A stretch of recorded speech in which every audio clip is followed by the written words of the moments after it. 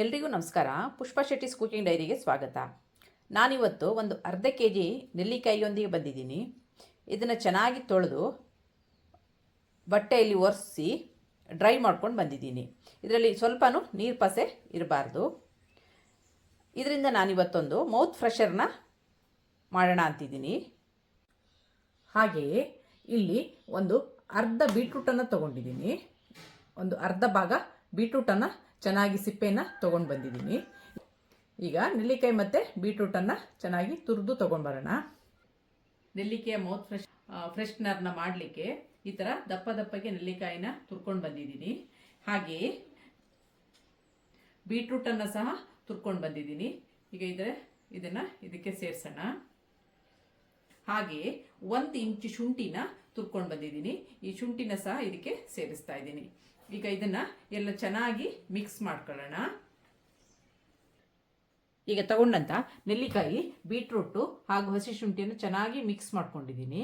ಈಗ ಇದರದ್ದು ಸ್ವಲ್ಪನೂ ನೀರಿಲ್ಲದ ಹಾಗೆ ಇದರಲ್ಲಿ ಚೆನ್ನಾಗಿ ಹಿಂಡ್ಕೋಬೇಕು. ಈಗ ಅದನ್ನು ಹಿಂಡ್ಕೊಂಡು ಬರೋಣ. ಒಂದು ಪಾತ್ರೆಗೆ ಒಂದು ನೆಟ್ಟನ್ನು ಇಟ್ಕೊಂಡಿದ್ದೀನಿ. ಅದ್ರ ಮೇಲೆ ಒಂದು ಬಿಳಿ ಬಟ್ಟೆಯನ್ನು ಹಾಸಿ ಇದನ್ನು ಮಾಡಿಟ್ಕೊಂಡಂಥ ನೆಲ್ಲಿಕಾಯಿ ತುರಿನ ಚೆನ್ನಾಗಿ ಹಿಂಡಿ ತೆಗಿತಾ ಇದ್ದೀನಿ. ಇದರಲ್ಲಿ ಸ್ವಲ್ಪನೂ ನೀರಿಲ್ಲದಾಗೆ ನೋಡ್ಕೋಬೇಕು. ಸ್ವಲ್ಪನೂ ನೀರಿರಬಾರ್ದು. ಸ್ವಲ್ಪನೇ ಹಾಕಿ ಹಿಂಡಿ ತೆಗೆಯೋಣ.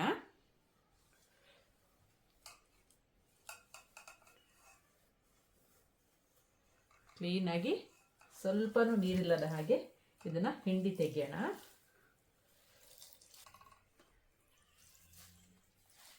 ಈಗ ತಗೊಂಡಂತ ನೆಲ್ಲಿಕಾಯಿ, ಬೀಟ್ರೂಟ್ ಹಾಗೂ ಶುಂಠಿಯ ಚೆನ್ನಾಗಿ ನೀರಿಲ್ಲದಾಗೆ ಡ್ರೈ ಮಾಡ್ಕೊಂಡು ಬಂದಿದ್ದೀನಿ. ನೀರನ್ನೆಲ್ಲ ಹಿಂಡಿ ತೆಗೆದಿದ್ದೀನಿ. ಇದಕ್ಕೆ ಕೆಲವೊಂದು ಮಸಾಲವನ್ನು ಹುರ್ಕೋಬೇಕು. ಈಗ ಅದರದ್ದು ನೆಕ್ಸ್ಟ್ ಮಸಾಲ ಏನೇನು ಬೇಕಂತ ನೋಡೋಣ. ಇದಕ್ಕೆ ಮಸಾಲೆಯನ್ನು ಮಾಡ್ಕೊಳ್ಳಿಕ್ಕೆ 1 ಟೇಬಲ್ ಸ್ಪೂನ್ ಆಗುವಷ್ಟು ಸೋಂಪನ್ನು ತಗೊಂಡಿದ್ದೀನಿ. 1 ಟೀ ಸ್ಪೂನ್ ಜೀರಿಗೆಯನ್ನು ತಗೊಂಡಿದ್ದೀನಿ.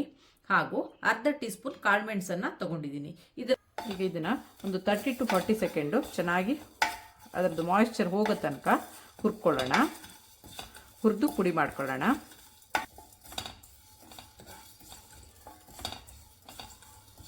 ಈಗ ಮಸಾಲೆ ಚೆನ್ನಾಗಿ ಘಮ ಬರ್ತಾ ಇದೆ. ಈ ಹಂತದಲ್ಲಿ ಒಂದು 2 ಪಿಂಚು ಇಂಗನ್ನು ಇದಕ್ಕೆ ಸೇರಿಸೋಣ. 2 ಪಿಂಚು ಇಂಗನ್ನು ಸೇರಿಸಿ ಫ್ಲೇಮನ್ನು ಆಫ್ ಮಾಡೋಣ. ಈಗ ಇದು ತಣ್ಣಗಾಗಲಿ, ನಂತರ ಚೆನ್ನಾಗಿ ಪೌಡ್ರ್ ಮಾಡ್ಕೊಳ್ಳೋಣ. ತವಾವನ್ನು ಲೋ ಫ್ಲೇಮಲ್ಲಿ ಬಿಸಿಯಾಗಲಿಕ್ಕೆ ಬಿಡೋಣ. ಈಗ ನಾನಿಲ್ಲಿ ಹುರಿದಿಟ್ಕೊಂಡಂಥ ಸಾಮಗ್ರಿಗಳನ್ನು ತರಿಯಾಗಿ ಮಿಕ್ಸಿಲಿ ಪೌಡ್ರ್ ಮಾಡ್ಕೊಂಡು ಬಂದಿದ್ದೀನಿ. ಕುಟಾಣಿಯಲ್ಲಿ ಕುಟ್ಟಿದ್ರೆ ತುಂಬ ಟೇಸ್ಟ್ ಆಗುತ್ತೆ. ನಾನಿಲ್ಲಿ ಸ್ವಲ್ಪ ತರಿಯಾಗಿ ಮಿಕ್ಸಿಲಿ ಪೌಡ್ರ್ ಮಾಡ್ಕೊಂಡು ಬಂದಿದ್ದೀನಿ. ಏನು ನಾನು ಲೋ ಫ್ಲೇಮಲ್ಲಿ ಬಿಸಿಗಿಟ್ಟಿದ್ದೀನಿ. ಹೈ ಫ್ಲೇಮ್ ಮಾಡಿ ಇಡಬೇಡಿ, ಫ್ಲೇಮು ಲೋ ಅಲ್ಲಿರಲಿ. ಇದೀಗ ಬಿಸಿಯಾಗಿದೆ. ಈಗ ಈ ನೆಲ್ಲಿಕಾಯಿನ ಏನು ನಾವು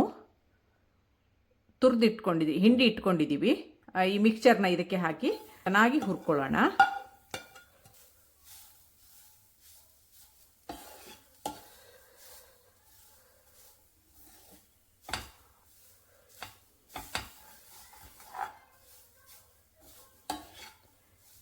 ಈ ಹಂತದಲ್ಲಿ ನಾವು ಬಿಸಿಲಲ್ಲಿ ಸಹ ಇಟ್ಟು ಇದನ್ನು ಮಾಡ್ಕೋಬೋದು. ಬಿಸಿಲಲ್ಲಿ ಇಟ್ಟು ಮಾಡಿದರೆ ಅದು ಒಣಗಿದ್ದು ಸರಿಯಾಗಲಿಲ್ಲ ಅಂದರೆ ಮಾಯಿಶ್ಚರ್ ಆಗುತ್ತೆ. ಈ ಥರ ಮಾಡಿದರೆ ಬೇಗನೆ ತಟ್ಟಂತ ಮಾಡ್ಕೋಬೋದು.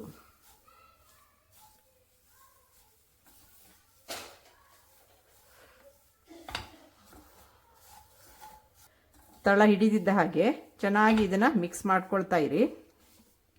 ಈಗ ನೆಲ್ಲಿಕಾಯಿ ಸೀಸನ್ ಆಗಿರೋದ್ರಿಂದ ಈ ಥರ ಎಲ್ಲ ನಾವು ಪ್ರಿಸರ್ವ್ ಮಾಡಿ ಇಟ್ಕೊಂಡ್ರೆ ನಮಗೆ ಬೇಕಾದಾಗ ಉಪಯೋಗಿಸ್ಕೋಬೋದು. ಇದು ತುಂಬಾ ಚೆನ್ನಾಗಿರುತ್ತೆ. ಈ ಥರ ಮೌತ್ ಫ್ರೆಶ್ನರ್ನ ಮಾಡಿ ಇಟ್ಕೊಂಡ್ರೆ ಊಟ ಆದಮೇಲೆ 1 ಟೀ ಸ್ಪೂನ್ ತಿನ್ಬೋದು. ಇಲ್ಲ ಬೆಳಿಗ್ಗೆ ಎದ್ದ ತಕ್ಷಣ 1 ಟೀ ಸ್ಪೂನ್ ತಿಂದು ನೀರು ಕುಡಿಬೋದು. ಯಾವ ಥರ ಬೇಕಾದರೂ ಇದನ್ನು ಉಪಯೋಗಿಸ್ಕೋಬೋದು. ಇದು ಫುಲ್ ಡ್ರೈ ಆಗೋ ತನಕ ಲೋ ಫ್ಲೇಮಲ್ಲಿಟ್ಟು ಹುರಿರಿ. ಇಲ್ಲಾಂದರೆ ಇದು ಫ್ಲೇಮ್ ಹೈ ಇದ್ದರೆ ಸೀದು ಹೋಗೋ ಚಾನ್ಸಸ್ ಇರುತ್ತೆ. ನೆಲ್ಲಿಕಾಯಿಯಿಂದ ಆರೋಗ್ಯಕ್ಕೆ ತುಂಬಾ ಪ್ರಯೋಜನಗಳಿವೆ. ರೋಗ ನಿರೋಧಕ ಶಕ್ತಿಯನ್ನು ಹೆಚ್ಚಿಸುತ್ತೆ. ವಿಟಮಿನ್ ಸಿ ಸಮೃದ್ಧವಾಗಿರೋದ್ರಿಂದ ಚರ್ಮ ಮತ್ತು ಕೂದಲಿಗೆ ತುಂಬಾ ಒಳ್ಳೆಯದು. ಜೀರ್ಣಕ್ರಿಯೆಗೂ ಸಹ ತುಂಬಾ ಹೆಲ್ಪ್ ಆಗುತ್ತೆ. ರಕ್ತದ ಸಕ್ಕರೆ ಮಟ್ಟವನ್ನು ನಿಯಂತ್ರಣದಲ್ಲಿಡುತ್ತೆ. ಕಣ್ಣಿನ ಆರೋಗ್ಯಕ್ಕೂ ಸಹ ಸಹಕಾರಿಯಾಗಿದೆ. ನೆಲ್ಲಿಕಾಯಿ ನಿಯಮಿತವಾಗಿ ಸೇವಿಸೋದ್ರಿಂದ ಇಷ್ಟೆಲ್ಲ ಪ್ರಯೋಜನಗಳಿವೆ. ಶುಂಠಿಯೂ ಸಹ ಡೈಜೆಷನಿಗೆ ತುಂಬಾ ಒಳ್ಳೆಯದು. ರಕ್ತ ಸಂಚಾರವನ್ನು ಹೆಚ್ಚಿಸುತ್ತೆ. ನಾವು ಶುಂಠಿಯನ್ನು ಸಹ ಇದರಲ್ಲಿ ಉಪಯೋಗಿಸೋದ್ರಿಂದ ಶುಂಠಿಯಿಂದನೂ ಸಹ ಅನೇಕ ಉಪಯೋಗಗಳಿವೆ. ಬೀಟ್ರೂಟನ್ನು ನಿಯಮಿತವಾಗಿ ಸೇವಿಸೋದ್ರಿಂದ ರಕ್ತದಲ್ಲಿ ಹಿಮೋಗ್ಲೋಬಿನ್ನ ಹೆಚ್ಚಿಸುತ್ತೆ. ಹಾರ್ಟ್ ಹೆಲ್ತಿಗೂ ಸಹ ತುಂಬಾ ಒಳ್ಳೆಯದು. ಆಯಾಸವನ್ನು ಕಡಿಮೆ ಮಾಡುತ್ತೆ. ಚರ್ಮಕ್ಕೆ ಒಂದು ನೈಸರ್ಗಿಕ ಹೊಳಪನ್ನು ನೀಡುತ್ತೆ. 3 ಸೇರುವಾಗ ಇದು 3 ಸೇರಿ ಒಂದು ರೆಸಿಪಿಯನ್ನು ಮಾಡಿದಾಗ ದೇಹವನ್ನು ಡಿಟಾಕ್ಸ್ ಮಾಡುತ್ತೆ. ಜೀರ್ಣಶಕ್ತಿ ಮತ್ತು ರೋಗ ನಿರೋಧಕ ಶಕ್ತಿ ಎರಡನ್ನೂ ಹೆಚ್ಚಿಸುತ್ತೆ. ಹಾಗೂ ತೂಕ ನಿಯಂತ್ರಣಕ್ಕೆ ಸಹ ಸಹಕಾರಿಯಾಗಿದೆ. ನಿಯಮಿತವಾಗಿ ಇದನ್ನು ತಗೊಂಡ್ರೆ ಹೆಲ್ತ್ ಬೆನಿಫಿಟ್ಸ್ ತುಂಬಾ ಇದೆ ಇದರಲ್ಲಿ. ಇದೊಂದು ಒಳ್ಳೆ ರೆಸಿಪಿ ಅಂತಲೇ ಹೇಳ್ಬೋದು. ಇದು ಆಗ್ತಾ ಬಂದಿದೆ. ಈಗ ನಾವೇನು ಪೌಡ್ರ್ ಮಾಡಿ ಇಟ್ಕೊಂಡಿದ್ದೀವಿ, ಈ ಪೌಡ್ರನ್ನ ಇದಕ್ಕೆ ಆ್ಯಡ್ ಮಾಡೋಣ. ಇದರಲ್ಲಿ ಎಕ್ಸ್ಟ್ರಾ ಮಾಯಿಶ್ಚರ್ ಇದ್ದರೆ ಇದು ಹೀರ್ಕೊಳ್ಳುತ್ತೆ. ಪೌಡ್ರು, ಈ ಫ್ರೆಶ್ನರು ತುಂಬ ಚೆನ್ನಾಗಿ ಡ್ರೈ ಆಗಿ ಬರುತ್ತೆ. ಇದೊಂದು ಆರೋಗ್ಯಪೂರ್ಣ, ಯಾವುದೇ ಕಲರ್ ಮಿಕ್ಸ್ ಇಲ್ಲದೆ ಒಂದು ಡೈಲಿ ಮೌತ್ ಫ್ರೆಶ್ನರ್ ಅಂತಲೇ ಹೇಳ್ಬೋದು.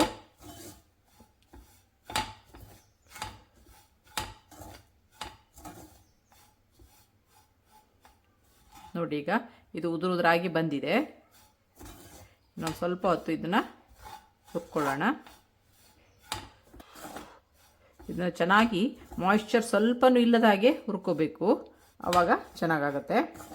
ಮಾಯಿಶ್ಚರ್ ಇದ್ದರೆ ಇದನ್ನು ಪ್ರಿಸರ್ವ್ ಮಾಡುವಾಗ ಬೇಗನೆ ಹಾಳಾಗುತ್ತೆ.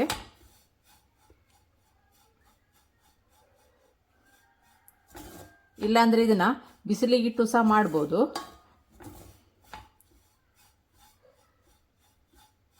ನಾನಿಲ್ಲಿ ಹುರಿದು ಮಾಡುವ ವಿಧಾನವನ್ನು ನಿಮಗೆ ತೋರಿಸ್ತಾ ಇದ್ದೀನಿ. ಇದಕ್ಕೆ ಯಾವುದು ಕಲರ್ ಇಲ್ಲದೆ, ಪ್ರಿಸರ್ವೇಟಿವ್ಸ್ ಇಲ್ಲದೆ ಇದನ್ನು ಚೆನ್ನಾಗಿ ಈ ಥರ ಪ್ರಿಸರ್ವ್ ಮಾಡಿ ಇಟ್ಕೋಬೋದು ನೆಲ್ಲಿಕಾಯಿನ. ಮೊದಲೆಲ್ಲ ನೆಲ್ಲಿಕಾಯಿಗೆ ಅಂತಲೇ ಒಂದು ಸೀಸನ್ ಇತ್ತು. ಈಗ ಹಾಗಲ್ಲ, 365 ಡೇಸೂ ನೆಲ್ಲಿಕಾಯಿ ಸಿಗುತ್ತೆ. ನಿಮಗೆ ಯಾವಾಗ ಬೇಕು ಆವಾಗ ಖಾಲಿ ಆದಾಗಲೆಲ್ಲ ಮಾಡಿ ಇಟ್ಕೋಬೋದು. ಇದು ತುಂಬಾ ಚೆನ್ನಾಗಿರುತ್ತೆ. ಇದಾಗಿರುತ್ತೆ ಇವತ್ತಿನ ನನ್ನ ಡೈರಿಯ ರೆಸಿಪಿ. ನಿಮಗೆ ನನ್ನ ಈ ರೆಸಿಪಿ ಇಷ್ಟವಾದಲ್ಲಿ ಪುಷ್ಪಾ ಶೆಟ್ಟೀಸ್ ಕುಕಿಂಗ್ ಡೈರಿ ಇದಕ್ಕೆ ಒಂದು ಲೈಕ್ ಕೊಡಿ, ಶೇರ್ ಮಾಡಿ, ಕಮೆಂಟ್ ಮಾಡಿ. ಸಬ್ಸ್ಕ್ರೈಬ್ ಆಗಿಲ್ಲ ಅಂದರೆ ಸಬ್ಸ್ಕ್ರೈಬ್ ಆಗಿ, ಹಾಗೂ ನಿಮ್ಮ ಫ್ಯಾಮಿಲಿ ಮತ್ತು ಫ್ರೆಂಡ್ಸ್ಗಳ ಜೊತೆನೂ ಹಂಚ್ಕೊಳ್ಳಿ. Thanks for watching. ಇದೀಗ ತುಂಬಾ ಚೆನ್ನಾಗಿ ಡ್ರೈ ಆಗಿ ಬಂದಿದೆ. ಇದು ತಣ್ಣಗಾದ್ಮೇಲೆ ಇನ್ನೂ ಒಂದು ಕೆಲವು ಸಾಮಗ್ರಿಗಳನ್ನು ಆ್ಯಡ್ ಮಾಡೋಕ್ಕಿದೆ. ಇದನ್ನು ಹೀಗೆ ಫ್ಲೇಮು ಲೋಲ್ ಇಟ್ಕೊಂಡು ಇದು ಡ್ರೈ ಆಗೋ ತನಕ ಇದನ್ನು ಚೆನ್ನಾಗಿ ಕೈ ಬಿಡದೆ ಹುರಿತಾ ಇರಿ. ಈಗ ಇದಿಲ್ಲಿ ಆಗಿದೆ ನೋಡಿ, ಈ ಥರ ಗರಿ ಗರಿ ಆಗಿದೆ, ಉದುರಾಗಿ ಬಂದಿದೆ. ಈಗ ಇದನ್ನು ಗ್ಯಾಸನ್ನು ಆಫ್ ಮಾಡೋಣ. ತಣ್ಣಗಾದ್ಮೇಲೆ ಕೆಲವೊಂದು ಸಾಮಗ್ರಿಗಳನ್ನು ಆ್ಯಡ್ ಮಾಡಲಿಕ್ಕಿದೆ.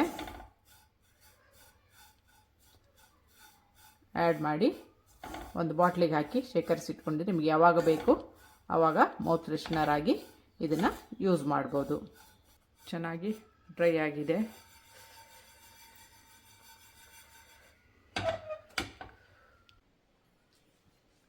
ಅರ್ಧ ಟೀ ಸ್ಪೂನ್ ಆಗುವಷ್ಟು ಚಾಟ್ ಮಸಾಲ, ಅರ್ಧ ಟೀ ಸ್ಪೂನ್ ಆಗುವಷ್ಟು black salt, powdered sugar, 1 tea spoon ಆಗುವಷ್ಟು ಪೌಡರ್ ಶುಗರನ್ನು ಹಾಕಿದ್ದೀನಿ. ಸ್ವಲ್ಪ ಉಪ್ಪನ್ನು ರುಚಿಗೆ ತಕ್ಕಷ್ಟು ಸೇರಿಸ್ತಾ ಇದ್ದೀನಿ. ಈಗ ಇದನ್ನೆಲ್ಲ ಚೆನ್ನಾಗಿ ಮಿಕ್ಸ್ ಮಾಡಿ ಒಂದು ಬಾಟ್ಲಿಗೆ ಹಾಕಿಟ್ರೆ ಆರೋಗ್ಯಪೂರ್ಣ ನೆಲ್ಲಿಕಾಯಿಯ ಮೌತ್ ಫ್ರೆಶ್ನರ್ ಸವಿಯಲು ಸಿದ್ಧವಾಗಿದೆ. ಇದನ್ನು ಡೈಲಿ 1 ಟೀ ಸ್ಪೂನ್ ತಿಂದರೆ ಆರೋಗ್ಯಕ್ಕೂ ಒಳ್ಳೆಯದು, ತುಂಬಾ ಚೆನ್ನಾಗಿರುತ್ತೆ. ತುಂಬಾ ಚೆನ್ನಾಗಿ ಬಂದಿದೆ. ಇದನ್ನು ಒಮ್ಮೆ ಟ್ರೈ ಮಾಡಿ ವೀಕ್ಷಕರೇ. ನೋಡಿ, ಈ ಥರ ತುಂಬಾ ಚೆನ್ನಾಗಿ ಡ್ರೈ ಆಗಿ ಬಂದಿದೆ. ಇದೊಂದು ಬಾಟ್ಲಿಗೆ ಹಾಕಿ ಶೇಖರಿಸಿಡೋಣ. ಈ ಥರ ಏರ್ ಟೈಟ್ ಡಬ್ಬಕ್ಕೆ ಹಾಕಿ ಮುಚ್ಚಿಟ್ರೆ ಯಾವಾಗ ಬೇಕಾ ಆವಾಗ ಅದನ್ನು ಯೂಸ್ ಮಾಡ್ಕೋಬೋದು.